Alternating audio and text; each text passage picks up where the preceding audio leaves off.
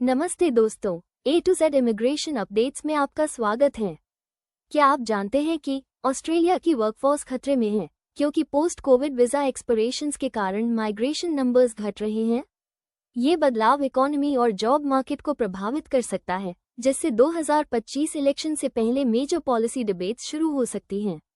पूरी जानकारी के लिए जुड़े रहिए और हमारे चैनल को लाइक, शेयर और सब्सक्राइब करना न भूलें। घटते माइग्रेशन के चलते पॉलिसी बनाने वाले प्रोफेशंस और लोगों को नई चुनौतियों का सामना करना पड़ेगा। ऑस्ट्रेलिया की फाइनेंशियल में बढ़ोतरी लंबे समय से स्किल्ड माइग्रेशन पर निर्भर रही है, खासकर हेल्थ केयर, टेक्नोलॉजी और कंस्ट्रक्शन जैसे मुख्य क्षेत्रों में। माइग्रेशन में कमी के कारण लेबर शॉर्टेजेस बढ़ सकती हैं, जिससे प्रोफेशंस के लिए क्वालिफाइड प्रोफेशनल्स को ढूंढना मुश्किल हो सकता है। स्किल्ड माइग्रेशन, खासकर पोस्ट पैंडेमिक रिकवरी के दौरान, इकोनॉमिक स्टेबिलिटी बनाए रखने में जरूरी भूमिका निभाता है। अगर माइग्रेशन में भारी गिरावट आती है तो इससे इकोनॉमिक ग्रोथ धीमी हो सकती है, जिससे वर्कफोर्स में योगदान और कंज्यूमर स्पेंडिंग कम हो जाएगी। एक्सपर्ट्स ने पहले ही बताया है कि उच्च माइग्रेशन लेवल ने इकोनॉमिक विस्तार में अहम भूमिका निभाई है, लेकिन अचानक गिरावट से इंस्टेबिलिटी आ सकती है क्योंकि माइग्रेंट्स के अराइवल में कमी और डिपार्चर में बढ़ोतरी देखी जा रही है। इकोनॉमिक प्रभावों के अलावा जनसंख्या संबंधी बदलाव भी नई चुनौतियां खड़ी कर सकते हैं। यदि माइग्रेशन रेट स्थिर नहीं रहता तो ऑस्ट्रेलिया की जनसंख्या की वृद्धि में गिरावट आ सकती है, जिससे हेल्थ केयर, हाउसिंग और सोशल सर्विसेज जैसे जरूरी क्षेत्रों का लॉन्ग टर्म प्लान प्रभावित हो सकता है। 2025 के चुनावों को देखते हुए माइग्रेशन एक सेंसिटिव राजनीतिक मुद्दा बना हुआ है।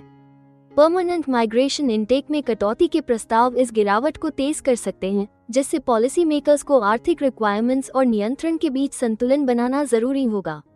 सरकार की भविष्यवाणियां पहले ही दर्शा रही हैं कि आने वाले वर्षों में नेट ओवरसीज माइग्रेशन में भारी गिरावट आ सकती है, जिससे नीतिगत सुधारों की आवश्यकता और बढ़ जाती है।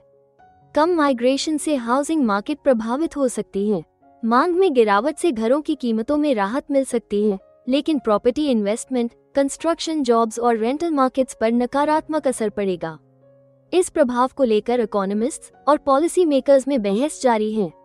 घटते माइग्रेशन के नकारात्मक प्रभावों को कम करने के लिए ऑस्ट्रेलिया को अपनी स्किल्ड माइग्रेशन नीतियों को बेहतर बनाना होगा, ताकि महत्वपूर्ण क्षेत्रों में वर्कफोर्स की कमी न हो।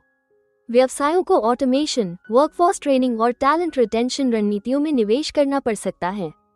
इस बदलाव के बीच अपने विकल्पों को समझने के लिए इंडिविजुअल्स को इमिग्रेशन विशेषज्ञों से सलाह लेनी चाहिए। पोस्ट कोविड माइग्रेशन वृद्धि के समाप्त होने के साथ ऑस्ट्रेलिया एक महत्वपूर्ण जनसंख्या और फाइनेंशियल बदलाव के दौर में प्रवेश कर रहा है।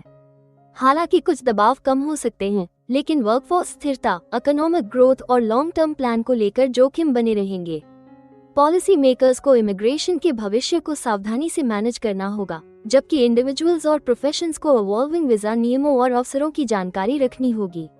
हमें उम्मीद है कि हिंदी भाषा में इमिग्रेशन से जुड़ी जरूरी और सही जानकारी पहुंचाने की हमारी कोशिश आपको पसंद आ रही होगी। कृपया कमेंट में अपने सजेशंस और फीडबैक्स जरूर दें और हमें सपोर्ट करने के लिए हमारे चैनल को लाइक, शेयर और सब्सक्राइब जरूर करें। और हाँ, बेल आइकॉन को दबाना मत भूलिएगा।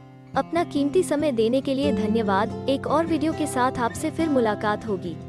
अगर आपको किसी और मदद की जरूरत है या फिर आप अपने विदेश जाने के सपने के लिए किसी भी चीज में पूछताछ करना चाहते हैं, तो आप हमारी रजिस्टर्ड माइग्रेशन कंसल्टेंट्स की टीम के साथ एक एक्सपर्ट काउंसलिंग सेशन बुक कर सकते हैं।